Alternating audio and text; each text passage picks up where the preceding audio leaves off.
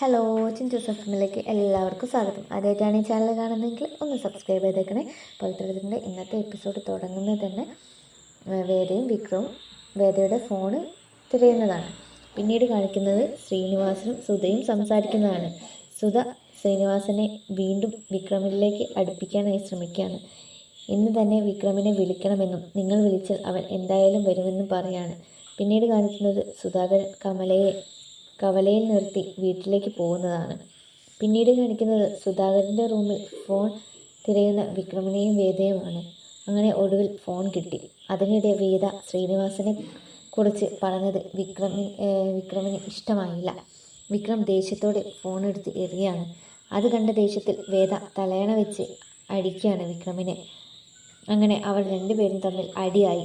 പിന്നീട് കാണിക്കുന്നത് ശ്രീനിവാസൻ വിക്രമിനെ വിളിക്കുന്നതാണ്. എന്നാൽ ഫോൺ വർക്ക്ഷോപ്പിലായതിനാൽ വിക്രം ഫോൺ എടുത്തില്ല. പിന്നീട് കാണിക്കുന്നത് വീട്ടിലെത്തിയ സുധാകരനെയാണ്. സുധാകരൻ വന്നതും വീടിൻ്റെ അകത്ത് കയറി നോക്കുന്നുണ്ട്. ആരെയും കാണാത്തതിനാൽ വീട് പുറത്തു നിന്നും അടച്ച് പോവുകയാണ്. അത് കണ്ടതും വേദ കുറേ വിളിച്ചെങ്കിലും സുധാകരൻ അതൊന്നും കേട്ടില്ല. പിന്നീട് കാണിക്കുന്നത് വർക്ക്ഷോപ്പിലെത്തിയ പുള്ളിക്കയാണ്. പുള്ളിക്ക ശ്രീനിവാസൻ പറഞ്ഞു വിട്ടിട്ട് വന്നതായിരുന്നു. എന്നാൽ വിക്രം അവിടെ ഇല്ല എന്നും വീട്ടിൽ പോയി എന്നും പറയാണ് വിക്രമിൻ്റെ കൂട്ടുകാർ. ഇതോടുകൂടി ഇന്നത്തെ എപ്പിസോഡ് അവസാനിക്കുകയാണ്. അടുത്ത എപ്പിസോഡായിട്ട് വരുന്നവരെ ടാറ്റാ, ബൈ ബൈ.